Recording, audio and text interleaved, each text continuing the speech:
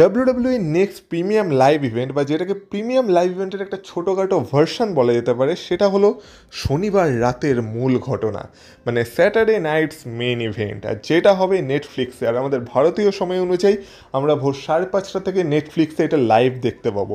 এবার আমেরিকান সময় অনুযায়ী তো স্যাটারডে নাইটস মেন ইভেন্ট 24শে মে হবে, মানে শনিবার, কিন্তু আমাদের ভারতীয় সময় অনুযায়ী সেটা একদিন পিছিয়ে যাবে, মানে সেটা হতে চলেছে 25শে মে। এবার তোমরা বলো দেখি 25শে মে কি? হ্যাঁ, অবশ্যই রবিবার, কিন্তু রবিবারের সাথে সাথে 25শে মে হলো আমাদের রোমান রেইন্স, আমাদের ওটিসির জন্মদিন। আর আমাদের ওটিসি রোমান রেইন্স এই স্যাটারডে নাইটস মেন ইভেন্টের কোনো পার্ট হয়নি। আর জন্মদিনের দিন কেই বা কাজ করে, তো রোমান রেইন্স ছুটি কাটাচ্ছে, ছুটি কাটাতে দাও। আপাতত এই ভিডিওতে আমি স্যাটারডে নাইটস মেন ইভেন্টের প্রত্যেকটা ম্যাচকে নিয়ে কথা বলবো, আর আমি প্রেডিক্ট করব প্রত্যেকটা ম্যাচের রেজাল্ট। মানে এইটা হতে চলেছে আমার personal result prediction video for Saturday night's main event May 2025। আর মজার ব্যাপার হলো WWE স্যাটারডে নাইটস মেন ইভেন্টের জন্য মাত্র 4টে ম্যাচ অ্যানাউন্স করেছে, মানে ম্যাচ কার্ড ছোট কিন্তু ইন্টারেস্টিং। তো চলো আর বেশি দেরি না করে শুরু করা যাক, কারণ তোমরা দেখছো wrestle entertainer. So let's start the entertainment.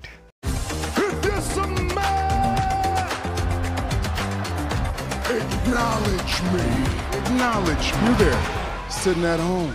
Acknowledge me. প্রথম যে ম্যাচটাকে নিয়ে কথা বলবো সেটা হলো আমাদের undisputed WWE champion, the last real champion John Cena versus R-Truth। এবার ইন্টারেস্টিং ব্যাপার হলো এইটা যে এই ম্যাচটা তো হচ্ছে, এবার অনেকে ভাবছে এই ম্যাচটা হয়তো আনডিসপিউটেড WWE চ্যাম্পিয়নশিপের জন্য হচ্ছে, কিন্তু অ্যাকচুয়ালি না।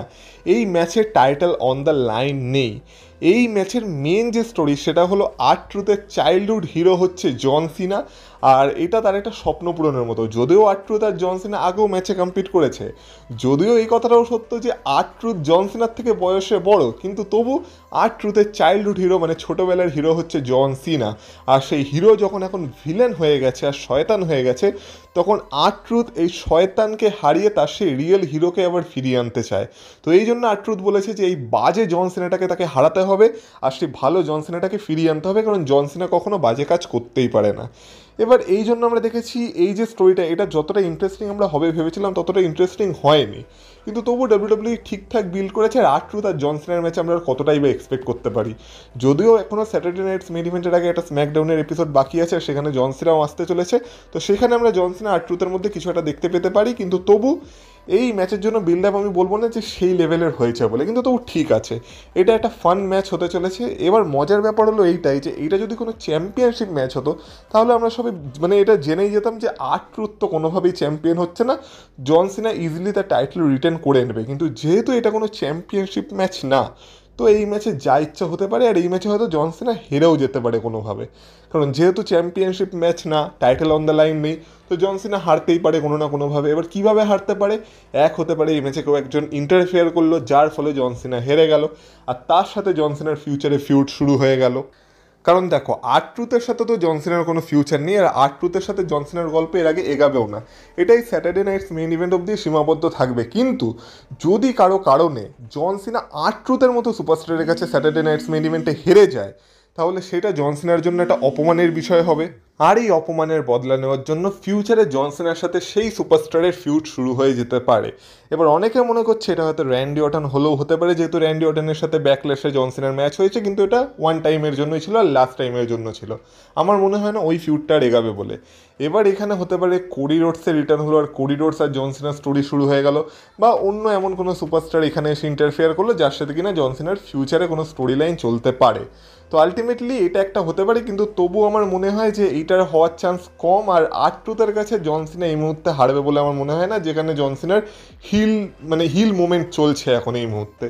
কিন্তু তবু যেহেতু টাইটেল ম্যাচ না, যা ইচ্ছা হতে পারে, কিন্তু তবু আমাকে যদি প্রেডিক্ট করতে হয় R-Truth জন সিনাকে হারিয়ে দেবে, এই ব্যাপারটা আমার ভাবতে একটু অবাক লাগছে। কিন্তু যেহেতু এটা টাইটেল ম্যাচ না, তাই আমি এখানে একটা বোল্ড প্রেডিকশন করছি। আমার মনে হচ্ছে R-Truth কোনো না কোনো উপায় এখানে মানে কোনো একটা ভাবে জন সিনাকে হারাতে চলেছে, আমার মনে হচ্ছে এটা। এবার যা ইচ্ছা হতে পারে, জন সিনার জেতার চান্স যদিও অনেকটাই বেশি, কিন্তু আমার প্রেডিকশন R-Truthের সাথে থাকবে। দেখা যাক R-Truth আমার এই প্রেডিকশনকে সত্য প্রমাণ করতে পারি কিনা, সব কিছু এখন R-Truthের উপর আছে। নেক্সট ম্যাচ যেটা হতে চলেছে একটা স্টিল কেজ ম্যাচ, যেখানে স্টিল কেজের মধ্যে ড্যামিয়ান প্রিস্ট আর ড্রিউ ম্যাকেন্টায়ার বন্দি হয়ে থাকবে, আর তাদের দুজনের মধ্যে ম্যাচ হবে। আর অলরেডি আমরা দেখেছি যে এদের মধ্যে এর আগে রাসেলমেনিয়ায় যে ম্যাচটা হয়েছিল সেই ম্যাচে তো ড্রু ম্যাকেন্টায়ার ড্যামিয়ান প্রিস্টকে হারিয়ে দিয়েছিল। তারপর আমরা রিসেন্টলি ব্যাকল্যাশে এদের মধ্যে যে ইউনাইটেড স্টেটস চ্যাম্পিয়নশিপের ম্যাচটা দেখেছিলাম, ওইখানেও আমরা দেখেছিলাম যে কোনো না কোনো কারণে কি ড্রু ম্যাকেন্টায়ার ড্যামিয়ান প্রিস্টের জন্যই চ্যাম্পিয়ন হতে পারেনি, যেখানে তারা বাইরে গিয়ে আর কি মারপিট করছিল আর মাঝখান থেকে জেকব ফাটু চ্যাম্পিয়ন হয়ে বেরিয়ে গেল। তো এই যে ড্রু ম্যাকেন্টায়ার ড্যামিয়ান প্রিস্টের যে ফিউডটা, এইটাকে ডাব্লিউডাব্লিউই কন্টিনিউ করছে। এবার এই যে এদের মধ্যে স্যাটারডে নাইট মেন ইভেন্টে যে ম্যাচটা হতে চলেছে, এই ম্যাচের রেজাল্ট না এর উপরই নির্ভর করছে যে এই ফিউডটাকে ডাব্লিউডাব্লিউ কন্টিনিউ করবে কি করবে না। কারণ দেখো, যদি এই ফিউডটাকে ডাব্লিউডাব্লিউ এখনও কন্টিনিউ করার ইচ্ছে থাকে আর মানি ইন দ্য ব্যাংক অব্দি ডাব্লিউডাব্লিউ এই ফিউডটাকে কন্টিনিউ করতে চায় বা তারও আগে অব্দি এই ফিউডটাকে কন্টিনিউ করতে চায়, তাহলে হয়তো এটারও সম্ভাবনা আছে যে ড্যামিয়ান প্রিস্ট এই ম্যাচে ড্রু ম্যাকেন্টায়ারকে হারিয়ে দিল। তার কারণ হচ্ছে তাহলে দুজনের মধ্যে স্কোর 1-1 থাকবে, আর তারপর তাদের মধ্যে আবার 3 নম্বর একটা ম্যাচ হবে যেটা তাদের ফাইনাল ম্যাচ হতে পারে। মানে একটা ওই সেই যাকে বলে মানে 3টে ম্যাচের একটা রাইভেলারি চললো এদের মধ্যে। কিন্তু এবার সেটা যদি হয় তাহলে ড্যামিয়ান প্রিস্টের জেতার চান্স যদিও আছে, কিন্তু আমার মনে হয় যে এবার এই রাইভেলারিটাকে এখানেই থামানো উচিত। আর ড্রু ম্যাকেন্টায়ার আর ড্যামিয়ান প্রিস্টের এই ব্যাপারটাকে আর টানার দরকার নেই, কারণ এমন কোনো ইন্টারেস্টিং ফিউড এটা হচ্ছে না। যদিও ম্যাচটা ভালো হতে চলেছে, যেহেতু স্টিল কেজি স্টিপুলেশন আছে, আমার মনে হয় এই ম্যাচে ড্রু ম্যাকেন্টায়ারকে জিতিয়ে দেওয়া দরকার। ড্যামিয়ান প্রিস্ট ভালো সুপারস্টার, কিন্তু এই মুহূর্তে ড্রু ম্যাকেন্টায়ারের সামনে তাকে এনে ডাব্লিউডাব্লিউ ফেসে গেছে, কারণ ড্রু ম্যাকেন্টায়ার এই মুহূর্তে অন্য লেভেলেই অপারেট করে, আর সেই লেভেল অবধি এখনও ড্যামিয়ান প্রিস্ট পৌঁছাতে পারেনি।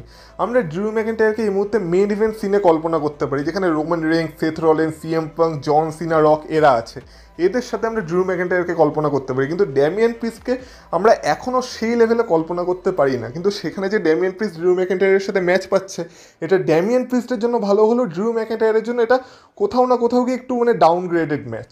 তো আমার মনে হয় ড্রু ম্যাকেন্টায়ারকে এই লুপটা থেকে বের করা উচিত, আর ড্রু ম্যাকেন্টায়ারকে এবার সেটা দেওয়া উচিত যেটা ড্রু ম্যাকেন্টায়ার ডিজার্ভ করে, মানে মেন ইভেন্ট সিনে ড্রু ম্যাকেন্টায়ারকে জায়গা দেওয়া উচিত এরপর। তো এই জন্য আমার মনে হয়েছে এই ফিউডটাকে এখানেই থামানো দরকার। তাই এই ম্যাচে আমার প্রেডিকশন থাকবে ড্রু ম্যাকেন্টায়ারের সাথে। আবারও বললাম, যদি এই রাইভেলারিটাকে ডাব্লিউডাব্লিউ আরও এগোতে চায় তাহলে এখানে ড্যামিয়ান প্রিস্ট জিতলেও জিততে পারে, কিন্তু আমার মতে রাইভেলারিটাকে এখানেই থামানো দরকার। তাই এই ম্যাচে আমার প্রেডিকশন আমি ড্রু ম্যাকেন্টায়ারের সাথে রাখবো। আর আমার মনে হয় স্টিল কেজ ম্যাচের ভেতর ড্রু ম্যাকেন্টায়ার ড্যামিয়ান প্রিস্টকে হারিয়ে মানে ড্যামিয়ান প্রিস্টের উপরে তার ভিক্টরি নিতে চলেছে, যেখানে তার স্কোর হয়ে যাবে 2-0, আর তার সাথে সাথে এই রাইভেলারিটাকেও বা এই পুরো স্টোরিটাকেও এখানেই শেষ করতে চলেছে। তাই আমার প্রেডিকশন এই ম্যাচে ড্রু ম্যাকেন্টায়ারের সাথেই থাকবে। নেক্সট ম্যাচ হতে চলেছে একটা ট্যাগ টিম ম্যাচ, যেখানে একদিকে আছে এমন একটা টিম যেটা কোনোদিন একসাথে আসবে আমরা সেটাই কল্পনা করিনি। মানে আমি এখানে কথা বলছি সিএম পাঙ্ক আর স্যামি জেনের ট্যাগ টিমের। এবার তোমরা যদি সিএম পাঙ্ক আর স্যামি জেনের ইতিহাস একটু জেনে থাকো তাহলে এদের দুজনের মধ্যে না একটু সমস্যা ছিল, মানে ওই একে অপরকে দেখতে পারতো না এরকম একটা ব্যাপার। কিন্তু জবের থেকে সিএম পাঙ্ক ডাব্লিউডাব্লিউতে এসেছে আমরা দেখেছি সিএম পাঙ্কের ক্যারেক্টারে অনেকটাই পরিবর্তন হয়েছে, আর এখন সিএম পাঙ্ক আর স্যামি জেনের মধ্যে সব কিছু রিয়েল লাইফে ঠিকঠাক আছে। কিন্তু এবার কথা আসছে স্টোরি লাইনে, যে স্টোরি লাইনে কি সব কিছু ঠিকঠাক থাকবে? কারণ এখনও অবধি তো দেখে মনে হচ্ছে সব কিছু ঠিকঠাকই আছে, কিন্তু তাদের সামনে আছে কে? তাদের সামনে আছে সেথ রলিন্স আর ব্রন ব্রেকার, যারা কিনা রিসেন্টলি একটা ফ্যাকশন তৈরি করেছে উইথ পল হেমন। এবার এই ফ্যাকশনটাও প্রায় 1 মাস হয়ে গেছে, আমরা দেখতে পাচ্ছি রাসেলমেনিয়ার পর থেকে এই ফ্যাকশনটা ডাব্লিউডাব্লিউতে ডমিনেট করার চেষ্টা করছে। আর যেহেতু এই ফ্যাকশনটা সবে সবে তৈরি হয়েছে, আমি তো এই ম্যাচের একদম শিওর শট রেজাল্ট বলে দিতে পারি যে এই ম্যাচে সিএম পাঙ্ক আর স্যামি জেনের জেতার কোনো চান্স নেই। কারণ সেথ রলিন্স আর ব্রন ব্রেকারের অ্যাজ আ ট্যাগ টিম এটা ফার্স্ট ম্যাচ, আর যেই ফ্যাকশনটাকে ডাব্লিউডাব্লিউ ফিউচারের জন্য বিল্ড করতে চাইছে তাদেরকে প্রথম ম্যাচেই ডাব্লিউডাব্লিউ কখনোই হারিয়ে দেবে না। তাই এই ম্যাচে যাই হয়ে যাক না কেন, এই ম্যাচে সেথ রলিন্স আর ব্রন ব্রেকারই জিততে চলেছে। কিন্তু এবার ব্যাপার হলো সিএম পাঙ্ক আর স্যামি জেন হারবে কী করে, কারণ এরা কোনো ছোটোখাটো সুপারস্টার তো নয় যে এমনি হেরে যাবে। এবার এই ম্যাচে বিভিন্ন অ্যাঙ্গেল প্লে হতে পারে। এই ম্যাচে হয়তো আমরা দেখতে পেতে পারি যে সিএম পাঙ্ক আর স্যামি জেনের মধ্যে এমন কিছু হলো যেটার কারণে কিনা দুজনের মধ্যে দূরত্ব আরও বেড়ে গেল। মানে ইচ্ছে করে হোক বা অনিচ্ছাকৃত হোক, কেউ একজন অন্য কারোর জন্য কিছু একটা সমস্যা তৈরি করতে পারে।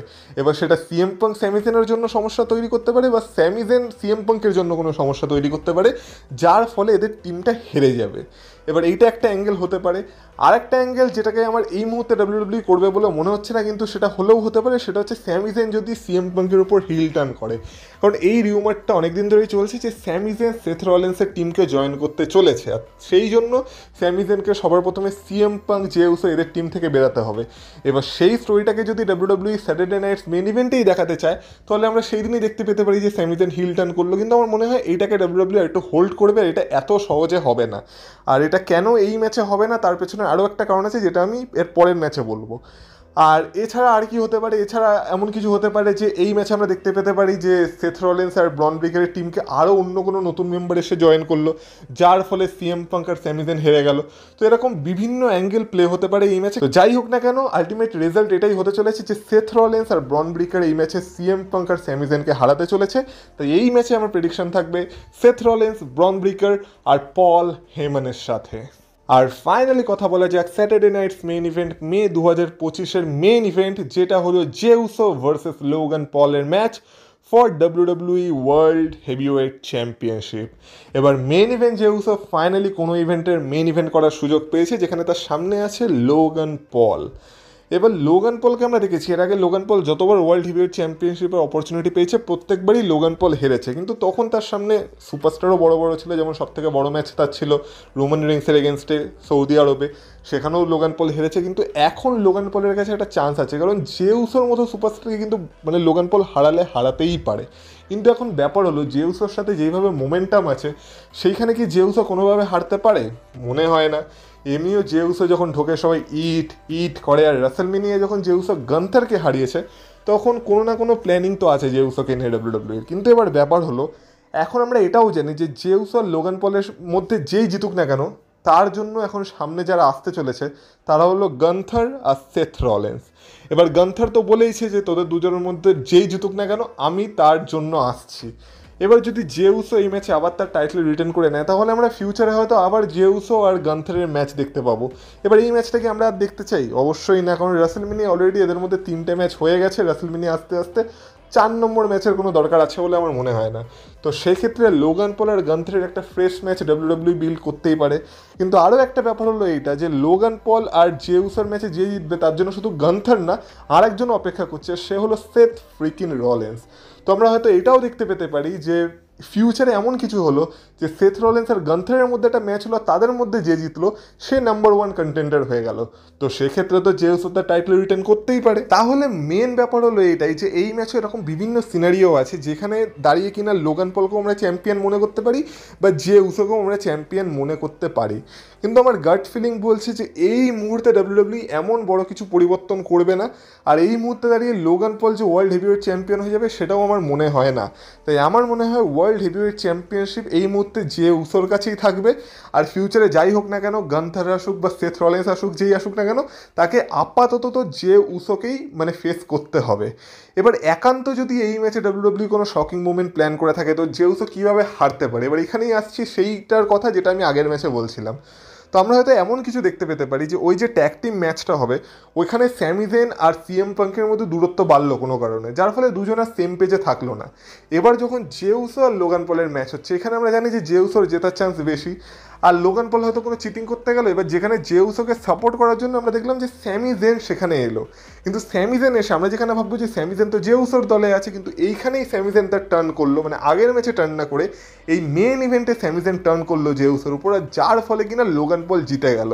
তো এই একটা ব্যাপার হতে পারে যেখানে এক তো স্যামি জেনের টার্ন হবে, এইটা একটা শকিং মোমেন্ট, আর তারপর Logan Paul new world heavyweight champion হয়ে যাবে, এইটাও একটা শকিং মোমেন্ট। তো WWE যদি এমন কিছু শকিং মোমেন্ট আমাদের দিতে চায় তো এইভাবে দিলেও দিতে পারে, কিন্তু এটা হওয়ার চান্স কতটা? এটা হওয়ার চান্স খুবই কম, কারণ স্যাটারডে নাইটস মেন ইভেন্ট এমন কোনো বড় প্রিমিয়াম লাইভ ইভেন্ট না যেখানে আমরা এত বড় বড় জিনিস এক্সপেক্ট করতে পারি।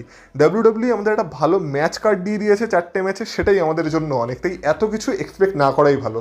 তাই আমার মনে হয় সিম্পল রাখা উচিত এই ম্যাচের রেজাল্টকে, আর জে উসো এই ম্যাচে লোগান পলকে হারিয়ে তার world heavyweight championship successfully return করতে চলেছে, এটাই হলো আমার প্রেডিকশন। এবার এই ছিল স্যাটারডে নাইটস মেইন ইভেন্টের জন্য 4টে ম্যাচের আমার পার্সোনাল রেজাল্ট প্রেডিকশন, যার মধ্যে আমার মনে হচ্ছে আর ট্রুথের প্রেডিকশনটা খুব বাজেভাবে ফেল হতে চলেছে, কিন্তু বাকি 3টে প্রেডিকশন আমার মনে হয় না খুব একটা ভুল হবে বলে। কিন্তু দেখা যাক WWE এর মাথায় এই মুহূর্তে কী চলছে।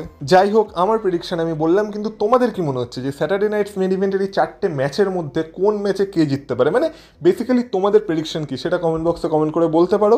আর এই ভিডিওটা ভালো লেগে থাকলে ভিডিওটা তো অবশ্যই এটা লাইক করে দিয়েছো, আর এই চ্যানেল এখনও নতুন হয়ে থাকলে প্লিজ চ্যানেলটাকে সাবস্ক্রাইব করে দিয়েছো।